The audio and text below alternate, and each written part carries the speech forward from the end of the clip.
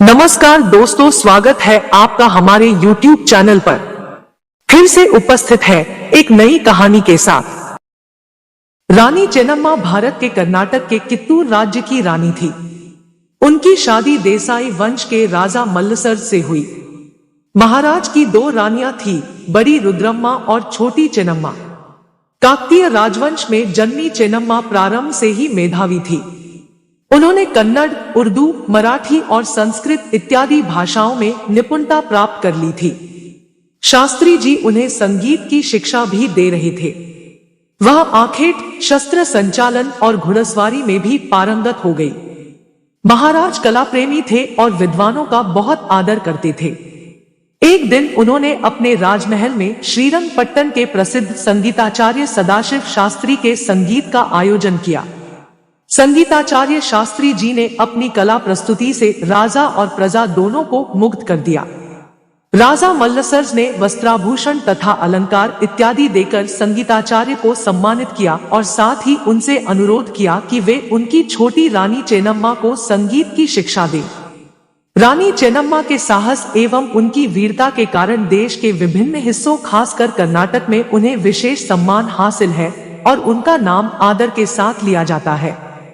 जब महाराजा मल्लसर्ज को पूना के पेशवा ने कैद कर लिया तो कुछ ही दिनों में उनकी यह लीला समाप्त हो गई। कित्तूर पर संकट के बादल गहराने लगे। रानी चेन्नम्मा के पुत्र का भी अल्प आयु में ही निधन हो गया था। बड़ी रानी रुद्रम्मा के पुत्र शिवलिंग रुद्रसर्ज द्वारा राज्य का संचालन कराया, किंतु वे भी गंभीर रूप से बीमार हो गए और अपने बचने की कोई आशा न देख उन्हें पुत्र गोद लेने का परामर्श दिया गया। उन्होंने अपने स्वजन के पुत्र को गोद लेने का मन बनाया, किंतु दीवान मल्लप्पा शेट्टी को उनका यह विचार ठीक नहीं लगा। मल्लप्पा शेट्टी ने कहा कि इसके लिए धारवाड़ के कलेक्टर मिथैक्रे की अनुमति लेनी होगी। इस पर रानी चेन्नम्मा कुपित हो उठी और कहा कि हमारे घरेलू मामलों में दखल देने वाले अंग्रेज कौन होते हैं। अब शिवलिंग रुद्रसर्ज ने मास्ट मर्डीगौड़ा के पुत्र को गोद लेकर उसका नाम गुरुलिंग मल्लसर्ज रखा। कुछ दिन बाद शिवलिंग रुद्रसर्ज का निधन हो गया। राजकाज का सारा भार रानी चेन्नम्मा पर आ पड़ा। दीवान मल्लप्पा शेट्टी पहले से ही नाराज चल रहा था। वह राज्य को हथियाना चाहता था, पर रानी के सामने उसकी कुछ भी न चल पाती थी। ईर्ष्या और द्वेष के कारण मल्लप्पा ने इस गोद लेने की सूचना धारवाड़ के कलेक्टर मिथैक्रे को दे दी। तत्कालीन गवर्नर लॉर्ड डलहौजी की हड़प नीति से सब भली भांति परिचित थे। अंग्रेजों की नियत इस फिराक में रहती थी कि कोई देशी रियासत उन्हें हड़पने को मिले। फलस्वरूप कलेक्टर मिथैक्रे ने गोद लिए पुत्र गुरुलिंग मल्लसर्ज को उत्तराधिकार मानने से इनकार कर दिया और कहा कि रानी संरक्षिका का भार छोड़कर सभी अधिकार दीवान शेट्टी को सौंप दें। रानी चेन्नम्मा ने इसे अमान्य करते हुए कित्तूर की स्वाधीनता के लिए अपनी प्रतिबद्धता प्रकट की। कलेक्टर थैक्रे ने कई संदेश भेजे और बराबर धमकियां भी देते रहे, किंतु रानी जस की तस बनी रही। वह यह भी जानती थी कि उसके दोनों दीवान मल्लप्पा शेट्टी और वेंकट राव अंग्रेजों से मिले हुए हैं, क्योंकि उन दोनों को राज्य का कुछ भाग पाने का आश्वासन मिथैक्रे दे चुके थे।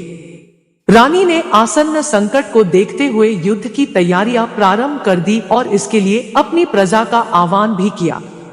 कित्तूर की प्रजा जीजान से अपनी रानी के साथ थी। दोनों देशद्रोही दीवान यद्यपि उनके विरुद्ध थे, किंतु गुरु सिद्धप्पा जैसे योग्य दीवान और बालन्ना, रायन्ना, जगवीर एवं चेन्नवासप्पा जैसे योद्धा उनके साथ थे। पूरा राज्य युद्ध की तैयारियां करने लगा। हिंदू और मुसलमानों दोनों ही पूर्ण सहयोग प्रदान कर रहे थे और वे स्वयं भी युद्धाभ्यास में जुट गई। रानी स्वयं इन सब तैयारियों का निरीक्षण कर रही थी। देशद्रोही दीवान मल्लप्पा शेट्टी और वेंकटराव इन तैयारियों की जानकारी अंग्रेजों को दे रहे थे। ये दोनों देशद्रोही दीवान गुरु सिद्धप्पा को अपने मार्ग की बाधा मान रहे थे।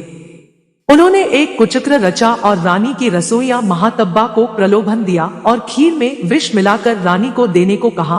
वह झांसे में आ गई। जैसे ही वह विष मिली खीर देने को हुई कि रानी की शुभेच्छु कलावती ने इसका भंडाफोड़ कर दिया और रानी बच गई। वह खीर महातब्बा को खिलाई गई और वह तड़प कर मर गई। उसी रात चेन्नम्मा ने अपने सभी सैनिकों को तैयार रहने के लिए कहा, साथ ही यह भी कहा कि यह युद्ध केवल कित्तूर के लिए ही नहीं है, यह हमारी पुण्य भूमि भारत की अस्मिता के लिए है। 23 सितंबर 1824 को रानी ने थैकरे की सेना पर आक्रमण कर दिया। फाटक खोल दिए गए, रानी की मर्दानगी झलक रही थी और वे सिंहनी के समान अंग्रेजी सेना पर टूट पड़ी। रानी की तलवार शत्रुओं के शीश काटे जा रही थी। देखते देखते ही थैकरे को भी मार गिराया। मैदान लाशों से पट गया और थैकरे के गिरते ही अंग्रेजी सेना भाग खड़ी हुई। बहुत से सैनिकों को बंदी बनाया गया, जिसमें शिविर के अफसर स्टीवेशन और इलियट भी थे। दोनों देशद्रोही दीवान शेट्टी और वेक्ट्राव को भी गिरफ्तार कर लिया। बाद में मंत्री परिषद की सलाह लेकर उन्हें मृत्यु दंड दे दिया। अंग्रेज फिर तैयारी में लग गए। मद्रास और मुंबई से कुमुक मंगाकर डीकस के नेतृत्व में 3 दिसंबर 1824 को पुनः आक्रमण कर दिया। इस बार उनका सैन्य दल सशक्त और विशाल था, किंतु रानी के देशभक्त सैनिकों का मनोबल भी कुछ कम नहीं था। एक बार फिर अंग्रेज हार कर भाग खड़े हुए। अंग्रेजों को यह हार खटक रही थी और तीसरी बार फिर कित्तूर पर आक्रमण किया। इस बार कूटनीति के सहारे कित्तर के कुछ लोगों को प्रलोभन देकर अपने पक्ष में कर लिया, जिसमें कित्तूर का किलेदार वासप्पा भी सम्मिलित था। उसने बारूद में सूखा गोबर मिलवा दिया, साथ ही कुछ अन्य भेद भी दे डाले। भयंकर युद्ध हुआ, अंग्रेजों की सेना की भारी क्षति हुई। अंत में रानी को गिरफ्तार कर लिया गया और उनके विश्वासपात्र सैनिकों यथा रायण्णा, जगवीर, नागरकट्टी, चेन्नवासप्पा तथा बालन्ना इत्यादि को गिरफ्तार कर इन योद्धाओं को फांसी पर लटका दिया। रानी यह सदमा बर्दाश्त न कर सकी और बेंगलहोन में कैद रानी चेन्नम्मा ने अपने आत्मबल से ही अपने प्राणों की आहुति दे दी। धन्य है वह कित्तूर की नारी, धन्य है शौर्य और साहस की प्रतीक रानी चेन्नम्मा, जिसने अंग्रेजों के छक्के छुड़ा दिए। देश की बलवेदी पर अपने प्राण न्यौछावर करने वाली उस वीरांगना को हमारा भी कोटि नमन। दोस्तों, रानी चेन्नम्मा के लिए 2 शब्द जरूर कहिए और हमारे चैनल को सब्सक्राइब भी कीजिए।